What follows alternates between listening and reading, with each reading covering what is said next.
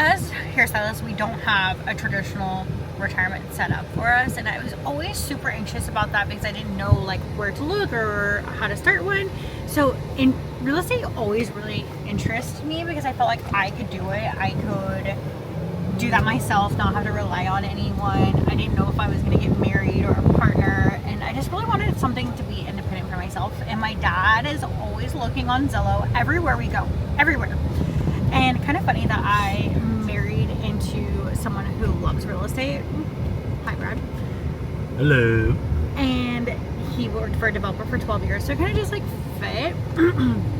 But I'm always searching and looking on Zillow, always. And that is, all the girls at work make fun of me at the salon because they're like, oh, what are you scrolling? What are you looking at? And I'm always scrolling on Zillow. They're like, that is not the scroll that they do, but that's okay. I think it's so fun. And I have found us properties. Like I found our first property. It's a 5-plex in the art district in Oklahoma City, and we've had it for about, Brad, how long have we had? For about 6 years now. 6 years. It was literally on cinder blocks and homeless people were living in it, but I was like, I had the vision, we can do it. It was so fun, and we just rented out, and we're landlords, and it is just like something to cash flow, something long and steady that will be, you're not getting wealthy off that right away, but you do get some cash flow every year. And I know that now that I do have my retirement as a hairstylist, and Brett has helped me with that and help our whole community, I know that's just going to be a bonus for me in the future. I just like to diversify. But the real reason about this video is I thank God for Brad that he loves and entertains all my fun activities, because I was scrolling and I found this cute house in such a cute little neighborhood. It's a 3-bedroom, 3-bath. And it looks like it has like a little garage and nanny apartment attached to it, so that we can rent it out if we wanted to, long term or short term. I'm always thinking about those things. I always just like to like make life easy. If I have a solo day, like, I don't know, it's just so nice. I'm like, my mortgage is covered, and that's another bonus. We lived in a duplex.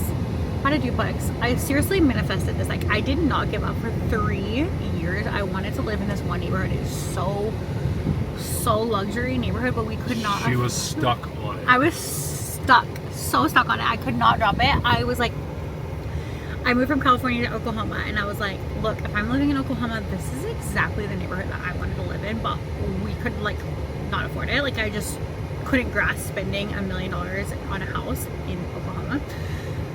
So I found a duplex. I was like, we're gonna get a duplex, and we're gonna rent on the other side, and it's gonna pay for our mortgage. After 3 years of literally searching the neighborhood every day, I finally found a duplex, and we lived there for 3 years too. So we lived there for free. That's really how we were able to jumpstart our wealth. But we still have that duplex. That side pays, one side pays for the entire mortgage, the other side pays for our new mortgage. We've got another house, and I feel like it's always at the 3-year mark, I'm like, you know what, it's time to move, and I just accepts this. So if we like this house, we move a lot.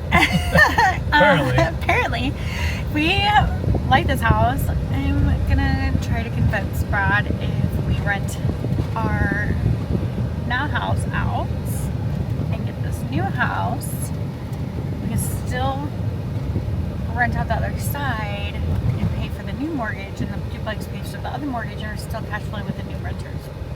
That's a food for thought. But first we got Starbucks. Because you have to. Because why not, you know? And good thing, our really good friend is our real estate agent, and I do his wife's hair, so they love us and they entertain us with this, all of my crazy ideas. And yeah, so we're super excited, and we'll show you the house. Can't wait. I would say. Okay, look at how stunning this house is. It's so cute. That's our realtor. Also, by the way, Carter Still, if you need in Oklahoma City, he's the best. Yeah. He is the best. Look how cute this little kitchen is. Yeah, so I'll ask him what his utility bills were, but. Office. And then the garage is put into a like connected. It's so interesting, but this is a 2-car garage, but it could be a little Airbnb if we wanted to. It doesn't have a kitchen, so we couldn't long-term rent it, but it has its own little bathroom. How stinking cute, with the shower. And it would have its own little washer and dryer setup, which is so cool. I feel like if we ever had kids, like I would shove my parents or Brad's parents in here to help with the kids. So we all had our privacy. But how A cute. 3-bed, even just 2-bath house in that much square footage and have it feel this good. Little guest bedroom. My point is like, I guess. Second bathroom. Probably my bathroom because it has a bath.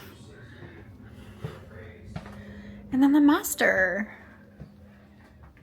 So cute. The stager did such a good job. Look at the shower. So nice. Yes. I think it's so cute.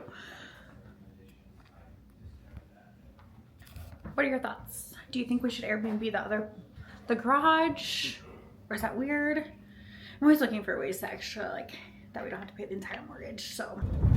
It was so gorgeous. It really was. I am a little questionable, though, about the garage. I thought it was kind of different when they said, like, it's a livable granny garage. I thought it was, like, kind of detached and had its own small kitchenette. So that really does affect how I want to maybe purchase this, only because I don't want to pay for the whole mortgage. And I say that, but I could be tempted if it was the perfect situation. But I do understand how people get into lifestyle creep, because you envision yourself living there and it's like you're making more money and you feel like you deserve this. And I totally understand and I get that mentality. But when you start making more money, you want to keep your expenses low so that you can invest that money.